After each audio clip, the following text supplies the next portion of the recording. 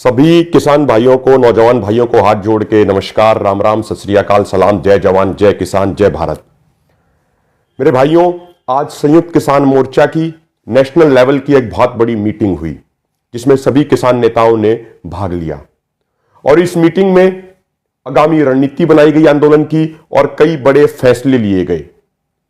पहला फैसला यह लिया गया कि 6 तारीख को यानी 6 मार्च को केएमपी और केजीपी को 5 घंटे के लिए किसान जाम करेंगे। 11 से 4 बजे तक किसान जो रोड केएमपी को कनेक्ट करते हैं, जो टोल है केएमपी के ऊपर, वहां पे किसान शांतिपूर्वक तरीके से धरना देंगे और केएमपी व केजीपी को पूरे तरीके से ब्लॉक कर देंगे, उसको बंद कर देंगे। जनता को परेशान करना हमारा उद्देश्य बिल्कुल भी नहीं है, इसीलिए ये हमने जो केएमपी और केजीपी को रोकने का कार्यक्रम है ये सिर्फ 5 घंटे का रखा है। हमारा उद्देश्य तो इस कार्यक्रम के माध्यम से यह है कि जो मोदी सरकार कुंभकर्णी रूपी नींद सो रही है वो उस नींद से जागे। जो मोदी सरकार सत्ता के नशे में आज चूर है उसके नशे को चूर चूर किया जाए, ये हमारा उद्देश्य है। दूसरा आज कार्यक्रम यह तय किया गया है 8 मार्च को अंतर्राष्ट्रीय महिला दिवस के दिन हम सभी धरनों पे पूरे देश में महिला दिवस मनाएंगे। आज ये आंदोलन इतना मजबूत है उसके पीछे हमारी मातृ शक्ति है। जब किसान धरनों पे बैठा है पिछले 97 दिनों से, तो पीछे घर में, गांव में हमारी माताएं बहनें, हमारी महिला शक्ति, हमारी नारी शक्ति पूरा खेती बाड़ी का काम संभाल रही हैं और पूरे घर को चला रही हैं। हमारी माताओं बहनों के बिना यह आंदोलन शायद इतना मजबूत नहीं हो पाता। तो उन माताओं बहनों के योगदान को हम एक्नॉलेज करते हैं और अपनी मातृ शक्ति को सैल्यूट करते हुए 8 तारीख को संयुक्त किसान मोर्चा पूरे देश भर में सभी धरनों के ऊपर यह कार्यक्रम मना रहा है हमारी मातृ शक्ति के मान सम्मान में। तीसरी बात यह तय की गई है कि 12 मार्च को कलकत्ता में संयुक्त किसान मोर्चा के नेता जाएंगे और वहां के लोकल संगठनों ने एक बहुत बड़ी रैली का आयोजन किया है किसानों और मजदूरों के समर्थन में। यह पूरे तरीके से नॉन पॉलिटिकल है, गैर राजनीतिक है। वहां पे हमारे नेता किसानों और मजदूरों को जगाएंगे और आह्वान करेंगे उनसे कि जो भारतीय जनता पार्टी किसानों के ऊपर 3 काले कानून जबरदस्ती थोप रही है, जो भारतीय जनता पार्टी किसानों के लिए एमएसपी गारंटी कानून नहीं बना रही है, जो भारतीय जनता पार्टी किसानों की शहादत का मजाक उड़ा रही है, उस भारतीय जनता पार्टी को सबक सिखाने का समय आ गया है। और आगामी चुनावों में जो 5 राज्यों में चुनाव होने हैं, उन चुनावों में हमारे किसान भाई, हमारे नौजवान भाई, हमारे मजदूर भाई भारतीय जनता पार्टी को वोट बिल्कुल भी ना डालें। हम किसी के लिए वोट नहीं मांगेंगे, हम किसी के लिए चुनाव प्रचार नहीं करेंगे, हम सिर्फ इतना कहेंगे कि बीजेपी को वोट नहीं देना है।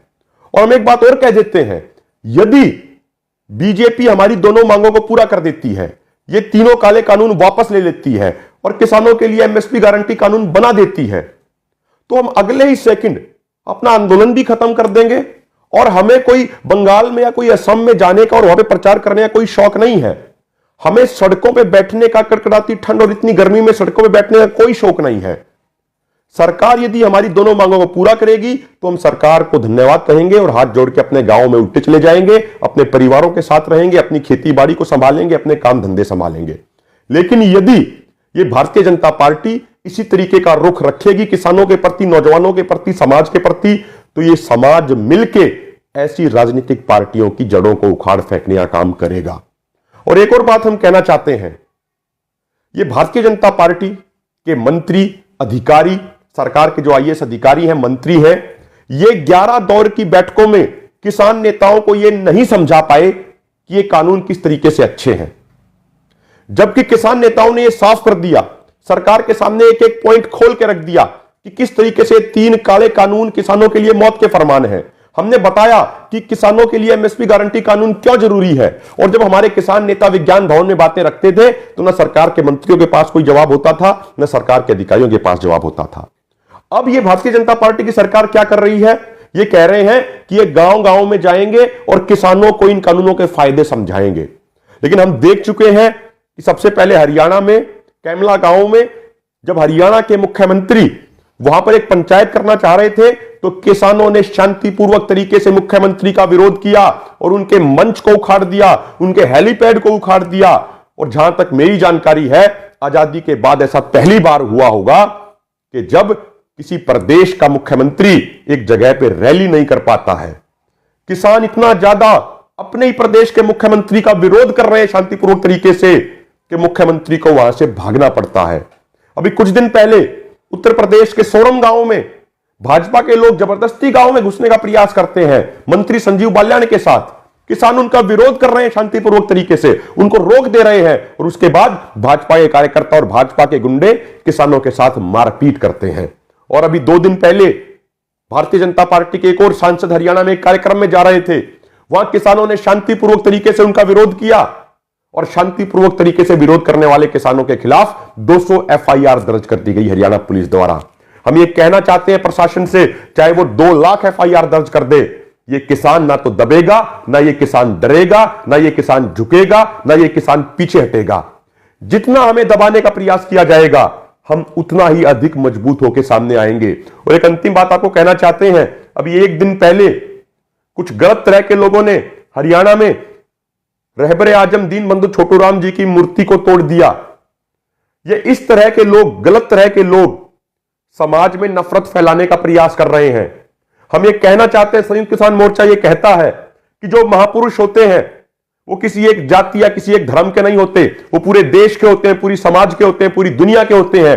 और इसीलिए आप देख रहे होंगे कि सभी महापुरुषों के शहादत दिवसों और जन्म दिवसों को संयुक्त किसान मोर्चा बड़े धूमधाम से मना रहा है। तो अब जरूरत है कि जिन लोगों ने चौधरी छोटू राम जी की मूर्ति के साथ छेड़खानी की है, उन लोगों को बेनकाब किया जाना चाहिए और उसकी जांच होनी चाहिए कि ऐसे कौन लोग हैं जो समाज को बांटना चाहते हैं, जो समाज में नफरत फैलाना चाहते हैं।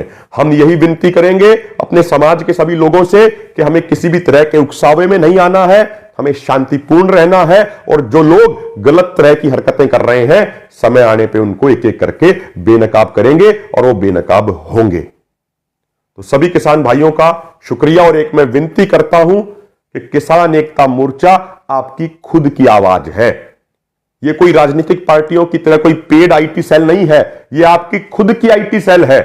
तो आप किसान एकता मोर्चा के पेज को अधिक से अधिक लाइक कीजिए, अधिक से अधिक शेयर कीजिए और सभी वीडियोस को अपनी जिम्मेदारी मान के मिशन मोड में आके इन सभी वीडियोस को अधिक से अधिक व्हाट्सएप ग्रुप में भेजिए, अधिक से अधिक फेसबुक के ग्रुप्स में भेजिए। और मैं धन्यवाद करना चाहता हूं जो किसान एकता मोर्चा की आईटी सेल के जो नौजवान हैं, जो दिन रात मेहनत करते हैं हमारी बात को करोड़ों लोगों तक पूरी दुनिया और देश में पहुंचाने के लिए, उनका भी हम हाथ जोड़ के बहुत धन्यवाद करते हैं। जय जवान, जय किसान, जय भारत। इस खबर को अभी लाइक करें, शेयर करें, अभी चैनल को सब्सक्राइब करें और घंटी जरूर दबाएं।